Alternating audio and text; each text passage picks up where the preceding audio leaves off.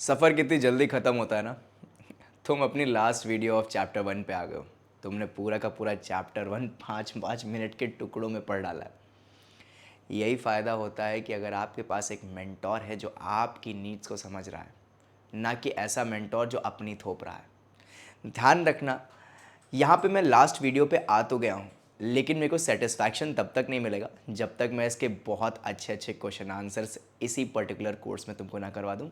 और उसके साथ हाँ, यहाँ पे मेरे को सेटिस्फैक्शन 100% तब मिलेगा जब मैं तुम्हें कम से कम एटलीस्ट 3 से 4 वर्कशीट इसकी दे दूँ। और हाँ, ये चीज़ ध्यान रखना, वो सारी की सारी वर्कशीट तुम्हें खुद ब खुद करनी है। और इसके बाद तुम्हारे लिए क्वेश्चन बैंक भी तैयार है इस पर्टिकुलर चैप्टर 1 से। इतना सब कुछ अगर मैं तुम्हें प्रोवाइड कर रहा हूँ तो मुझे एक चीज़ प्रोवाइड कर दो, क्या? अपना रिजल्ट। चलो शुरू करते हैं बिना किसी देरी।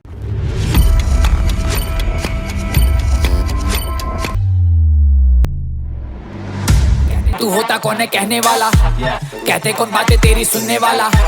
मुझको ना लेना देना इससे, जितने नकली बैठे घर पे सबको एक साथ किया डिसमिस।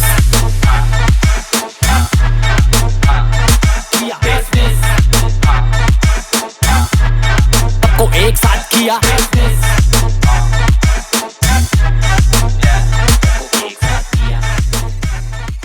तो यार अब जो हम टॉपिक पढ़ने वाले हैं वो है सब fields of accounting. That means accounting की क्या क्या फील्ड्स हैं, ठीक है। जैसे आपकी केमिस्ट्री ऑर्गेनिक और इनऑर्गेनिक में बटी होती है। आपकी जो रीजनिंग होती है वो वर्बल एंड नॉन वर्बल पे होती है। आपकी जो मैथमेटिक्स होती है वो कैलकुलस और एलजेब्रा और ट्रिग्नोमेट्री में बटी होती है। यार हमारी अकाउंटिंग का भी तो अपना एक बेस है ना, ये किन पार्ट्स में बटी हुई है ज़रा सा वो देख लेते हैं। सबसे पहला पार्ट अगर तुम अकाउंट्स का देखोगे तो सब फील्ड ऑफ अकाउंट में सबसे पहला पार्ट फाइनेंशियल अकाउंटिंग का है, ठीक है। क्या होता है वो मैं तो अभी बताऊंगा, लेकिन उससे पहले मैं और भी सारी चीज़ें तुमको दिखा दूँ। उसके बाद फाइनेंशियल अकाउंटिंग के बाद मैं पढ़ूंगा कॉस्ट अकाउंटिंग को तुम्हारे लिए, और कॉस्ट अकाउंटिंग के बाद आएगी हमारी मैनेजमेंट अकाउंटिंग, और मैनेजमेंट अकाउंटिंग के बाद हमारे पास टैक्स अकाउंटिंग भी है। और इसके बाद हमारा नेक्स्ट टॉपिक शुरू हो जाएगा। दैट मीन्स अगर मेरे को बताना हो इस सिंगल लाइन में कि सब फील्ड्स ऑफ अकाउंटिंग सिर्फ 4 होती हैं। वैसे तो यार ह्यूमन रिसोर्स अकाउंटिंग और उसके साथ साथ सोशल रिस्पॉन्सिबिलिटी अकाउंटिंग भी आपकी बुक्स में अवेलेबल हैं, लेकिन as per the latest syllabus इनको हटा दिया गया है, एक्सक्लूड कर दिया गया। स्टिल अगर आपके स्कूल में पढ़ाई जा रही हैं तो यार मेरे को चैट बॉक्स में बताओ ना, मैं इसकी भी एक नई वीडियो लेके आ जाऊँगा, ठीक है। तो ध्यान रखना, सब फील्ड्स ऑफ अकाउंटिंग में सबसे पहला जो मैं बात करने वाला हूँ वो है फाइनेंशियल अकाउंटिंग। तो यहाँ पे लिखा है this branch is to record the business transaction in a systematic manner to ascertain profit and loss and present the financial position. बच्चे ध्यान रखना, जब भी तुम्हें कोई ऐसी अकाउंटेंसी सिखाई जाए जहाँ पे तुम्हें trading account, profit and loss account और बैलेंस शीट जैसे पोर्शन दिखाए जा रहे हैं, मतलब तुम तुरंत वहाँ पे समझ जाना कि तुम्हें जो अकाउंटेंसी सिखाई जा रही है उसकी सबसे पहली ब्रांच सिखाई जा रही है, that is your financial account. अगर मैं तुम्हें सोने पे सुहागा या फिर चेरी ऑन केक बता दूं तो ये आपको क्लास 11th और 12th की अकाउंटेंसी में देखने को मिल जाएगी। सर क्या ये ग्रेजुएशन या चार्टेड अकाउंटेंट जिसकी मैं तैयारी कर रहा हूँ या मैं सपना लेके बैठा हूँ, क्या उसमें नहीं है? बिल्कुल है स्टूडेंट, लेकिन इस चीज़ का ध्यान रखना, इसका एक वेटेड एक बहुत बड़ा पोर्शन आपको क्लास 11th एंड 12th में देखने को मिलेगा। दैट मीन्स सब फील्ड ऑफ अकाउंटिंग में आपको class 11th and 12th academics में सिर्फ और सिर्फ फाइनेंशियल अकाउंटिंग मिलेगी, ना ही आपको इसके बाद कॉस्ट अकाउंटिंग देखने को मिलेगी यहाँ पे, ना ही टैक्स अकाउंटिंग, ना ही मैनेजमेंट अकाउंटिंग, ठीक है। तो दैट मीन्स आपको इस साल और अगले साल सिर्फ और सिर्फ फाइनेंशियल अकाउंटिंग ही पढ़नी है, जहाँ पे तुम trading, profit and loss account and so बनाने वाले हो, ठीक है। ये मैंने फ्री का ज्ञान दे दिया है, जेब में रख लेना, किसी को बांटने की जरूरत नहीं है। तुम स्मार्ट बनो ना, बात खत्म। कॉमर्स क्लब वाले स्मार्ट हैं, ये जिंदाबाद, ठीक है। आगे बात करते हैं कॉस्ट अकाउंटिंग। कॉस्ट अकाउंटिंग जैसे मैंने कहा था, ये कॉस्ट अकाउंटिंग तुम्हें कहाँ देखने को मिलेगी? तो कॉस्ट अकाउंटिंग सिंपली बच्चे बताती है, यहाँ पे कॉस्ट कैलकुलेशन किया जाता है। अगर मैं सीधी बात करूं तो यार एक बिजनेस में कितनी कॉस्ट लग रही है, उसको बेसिकली एक प्रोडक्ट मैन्युफैक्चर करने में कितनी कॉस्ट लग रही है, यार अगर उसको यही नहीं पता होगा तो वो प्रॉफिट मार्जिन कैसे सेट करेगा? अमेज़ॉन इतने सारे प्रोडक्ट्स बेच रहा है, उसमें से पैसा भी बहुत ज़्यादा कमा रहा है, क्या सही मामले में सही पैसा कमा भी पा रहा है कि नहीं कमा पा रहा है? ये चीज़ जानना बहुत ज़्यादा ज़रूरी है। और ये चीज़ जान कैसे सकता है अमेज़न? सिर्फ और सिर्फ एक काम करके। वो काम क्या है? Cost accounting. The main purpose of cost accounting is to ascertain the total cost per unit of the goods produced and serving render by the business.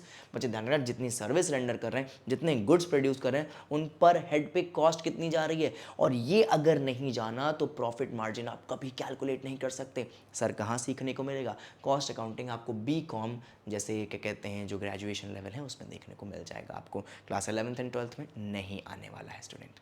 आगे अगर मैं बात करूँ, लेकिन हाँ स्टिल इनके बारे में नॉलेज होना बहुत ज़्यादा ज़रूरी है, पेपर में पूछा जा सकता है। उसके बाद बात करें अगर मैनेजमेंट अकाउंटिंग की, तो ये आपको MBA में देखने को मिल जाएगा, BBA में देखने को मिल जाएगा। मैनेजमेंट अकाउंटिंग का मतलब क्या है? The main objective of this branch of accounting is that कि इन्फॉर्मेशन देती है एक सच मैनर में जैसे जो मैनेजर्स होते हैं वो इंपॉर्टेंट डिसीजंस ले पाएँ। मतलब ये अकाउंटिंग हेल्प करने के लिए बनाई गई है। किनकी हेल्प करने के लिए बनाई गई है? मैनेजर्स की हेल्प करने के लिए बनाई गई है, ठीक है। इसमें हर तरीके की चीज़ें आती हैं, वो हर tools and equipments, formulas and accounting standards को यूज़ किया जाता है, सेट रूल्स एंड रेगुलेशंस को यूज़ किया जाता है, जनरली एक्सेप्टेड अकाउंटिंग प्रिंसिपल्स को यूज़ किया जाता है जो पूरी दुनिया में वैलिड हैं, जैसे हर एक मैनेजर अच्छे तरीके से अपना काम कर पाए। आई होप तुमको बहुत अच्छी तरीके से समझ आ गया। सर बहुत भारी भारी वर्ड बोल दिए, कोई बात नहीं, थर्ड चैप्टर में सब आने वाला है, ठीक है। आगे अगर मैं बात करूँ, फोर्थ पॉइंटर है टैक्स अकाउंटिंग।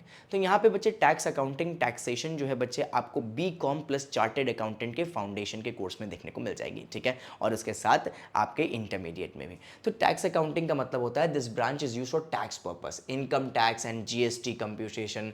मतलब ये बहुत वैल्यूएबल है, आजकल इसकी डिमांड भी बहुत ज़्यादा है। और tax accounting basically pre determined tax policies को कैलकुलेट करना, भारत सरकार की हेल्प करना और बहुत सारे बिजनेस की हेल्प करने में काम आता है। और यार यहाँ पे एक चीज़ ध्यान रखना, सबसे ज़्यादा अगर जो डिमांडिंग अकाउंटेंसी की बात करूँ ना, तो वो यही होने वाली है।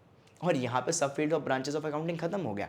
एक बार रिवीजन कर लेते हैं। सबसे पहले हम लोगों ने कौन सी पढ़ी? फाइनेंशियल अकाउंट, वेरी गुड, जो आप क्लास 11th एंड 12th में पढ़ने वाले हैं। दूसरी हमने क्या करी है, जल्दी से याद करो। और दूसरी हम लोगों ने कौन सी पढ़ी? बिल्कुल सही, जो दूसरी हम लोगों ने पढ़ी वो थी आपकी कॉस्ट अकाउंटिंग। और उसके बाद अगर देखा जाए, हमने पढ़ी मैनेजमेंट अकाउंटिंग जो मैनेजर्स की हेल्प करे, और लास्ट में हम लोगों ने पढ़ी टैक्स अकाउंटिंग। हमारा ये तो पूरा का पूरा पोर्शन खत्म हो गया। चलो अब यार बढ़ता हूँ मैं जल्दी से अपने लास्ट पोर्शन पे, that is ever qualitative characteristics of accounting information. ऐसी कौन सी कैरेक्टरिस्टिक्स हैं जो बेसिकली क्वालिटेटिव कैरेक्टरिस्टिक्स की मैं बात कर रहा हूँ, जो आपकी अकाउंटेंसी में देखने को मिल जाती हैं। यार सीधी बात करूँ ना, एक अच्छी अकाउंट होने की क्वालिटीज़ क्या क्या हैं? तो सबसे पहली क्वालिटी देखते हैं स्टूडेंट। सबसे पहली क्वालिटी यहाँ पे बताती है कि यहाँ पे रिलायबिलिटी होनी चाहिए, या फिर सीधा बताऊँ कि अकाउंटेंसी की क्वालिटी होती है कि रिलायबल होती है, रिलायबल जिस पे भरोसा किया जा सके, ठीक है। तो यहाँ पे लिखा है it implies that information must B factual, verifiable and free from errors. बच्चे ध्यान रखना, यहाँ पे हर एक छोटे से छोटा प्रोस्पेक्ट वेरीफाई होना चाहिए, पीछे कोई ना कोई source document that means voucher होना चाहिए। और एक चीज़ बहुत अच्छी तरीके से समझ लीजिएगा, ये तभी रिलायबल हो सकता है जब ये सारे के सारे गुण उसमें सर्वगुण संपन्न हों। समझ गए? तो दैट मीन्स सबसे पहली क्वालिटेटिव कैरेक्टरिस्टिक्स क्या है कि रिलायबिलिटी शो करती है। और ये रिलायबिलिटी भी शो तब कर सकती है जब वो पीछे backed by some legal paper हो। कोई भी लीगल पेपर हो सकता है, बिल हो सकता है, वाउचर हो सकता है, रिसीट हो सकती है, कुछ भी हो सकता है। आगे अगर मैं बात करूं, नेक्स्ट है रेलेवेंस। रेलेवेंस का मतलब तुक्का। तो यहां पे लिखा हुआ है accounting information must be relevant to the objective of the enterprises, ठीक है। मतलब इररेलेवेंट नहीं होनी चाहिए। जो अकाउंटिंग बेसिकली हमारे जो बिजनेस के ऑब्जेक्टिव हैं, अकाउंटिंग उसी के तहत पे चलनी चाहिए, ठीक है। To be relevant information must be help the user for getting the information of the particular business. अगर रेलेवेंट उसको होना है तो बिजनेस के प्रॉफिट एंड लॉस बताओ। ये मत बताओ कि बिजनेस में कितने एम्प्लॉयज़ हैं, वो खाना क्या खाते हैं, वो किस रिलीजन के हैं, कितने लड़के हैं, कितने लड़की हैं। भाई ये ह्यूमन रिसोर्स डिपार्टमेंट कर रहा है, तो तुमको तुक की बातें करनी है। तो दूसरी क्वालिटेटिव कैरेक्टरिस्टिक क्या होगी बच्चे की? रेलेवेंट, तुक का होना चाहिए, मतलब का होना चाहिए, फालतू की बातें नहीं करनी चाहिए, ठीक है। तो पहला हम लोगों ने पढ़ा रिलायबिलिटी, इस पे भरोसा करना चाहिए। उसके बाद दूसरा हुआ रेलेवेंट, और रेलेवेंट तभी हो सकता है जब वो तुक की बातें करें, ठीक है। और उसके बाद अगर मैं थर्ड बात करूं, अंडरस्टैंडेबिलिटी। तुम चाहे हीरे जवाहरात गढ़ दो ना अपनी बुक्स ऑफ अकाउंट्स में, और वो समझ में नहीं आ रही ना तो बेकार है, ठीक है। तो यहाँ पे लिखा है accounting information should be presented in such a manner that they are understood easily by their users such as investors, employees etcetera. यार कम्युनिकेशन होना जरूरी है। मेरे को पता नहीं कितना नॉलेज भरा पड़ा है मेरे दिमाग में, मैं तुमको ही नहीं बता पा रहा, तो क्या कोई काम हो पाएगा? नहीं हो पाएगा स्टूडेंट्स। तो ध्यान रखना इस चीज़ का, यार अंडरस्टैंडेबिलिटी होनी चाहिए। आगे अगर मैं बात करूं तो यहाँ पे कंपेरेबिलिटी है। तो financial statement should contain previous years data so that it can be compared with current year so that the current performance be compared with the past performance. Communicable के बाद कंपेरेबिलिटी भी होनी बहुत ज़्यादा ज़रूरी है। आपको सेम अकाउंटिंग स्टैंडर्ड्स यूज़ करने की ज़रूरत है। सर ये क्या बोल दिया है अकाउंटिंग स्टैंडर्ड? अरे ये 3rd चैप्टर में पढ़ाऊंगा बड़े अच्छे तरीके से, परेशान ना हो, ठीक है। तो कहने का मतलब क्या है, सेम रूल्स एंड रेगुलेशन से आपको हर साल अकाउंट्स बनानी है जिससे आप पिछले साल का डेटा इस साल मैच कर सको। मिसाल के तौर पे एक एग्जांपल दूं, जैसे तुमने क्लास 10th दिया सीबीएसई से और क्लास 11 दिया आईएससी से, दोनों का डेटा कंपेरेबल तो है लेकिन इतना ज़्यादा एप्रोप्रिएट कंपैरिजन नहीं हो पाएगा, ठीक है। तो यहाँ पे वही चीज़ बताई जा रही, कंपेरेबिलिटी होनी चाहिए। तो same set rules of regulation से आपको अकाउंट्स बनानी है जैसे आपने प्रीवियस ईयर में बनाई थी। देखो यार, बीच में वीडियो में कूदना पड़ रहा है, ध्यान दो, हम लोगों ने पूरा का पूरा चैप्टर ख़त्म कर लिया है और मेरे को ना अलग सा ही मज़ा आ रहा है कि यार हाँ, मैंने कोर्स के तहत जो वादा किया था कि मैं पर्टिकुलरली 5-5, 10-10 मिनट की वीडियोस के अंदर मैं तुमको ये सारी की सारी चीज़ें करके दिखाऊंगा। हाँ, मैं अपनी बातों पे स्टैंड ऑफ हो रहा हूँ, लेकिन क्या तुम हो रहे हो? आई गेस नहीं हो रहे हो। अगर तुम्हें कोई भी क्वालिटी इशू लग रहा है, वीडियो में कोई ऐसी चीज़ समझ नहीं आ रही, या फिर तुमको सजेशन देना चाहते हो कि सर ऐसी वीडियोज़ भी होनी चाहिए, तो यार मेरे से कांटेक्ट करो ना। मैं वो हर चीज़ करने की कोशिश करूँगा जिससे तुम्हारा इंटरेस्ट मेंटेन रहे। और यहाँ पे हम लोगों ने अपने चैप्टर 1 का पूरा एक्सप्लेनेशन ख़त्म कर लिया है। इसके बाद हम लोग जो पढ़ेंगे वो पढ़ेंगे next chapter, that is your accounting term, basic accounting terms. ध्यान रखना बच्चे, इसके बाद क्वेश्चन बैंक भी आने वाली है, इसके बाद वर्कशीट भी आने वाली है और हाँ, एक वीडियो भी आने वाली है जिसमें मैं क्वेश्चन आंसर सॉल्व करवाऊँगा। ध्यान रखना, ऐसे ही पढ़ाई करते रहना। मैं मिलता हूँ तुमसे नेक्स्ट चैप्टर में, तब तक के लिए हैव अ नाइस डे। तू होता कौन है कहने वाला, कहते कौन बातें तेरी सुनने वाला, मुझको ना लेना देना इससे जितने नकली बैठे घर पे सबको एक साथ किया डिसमिस।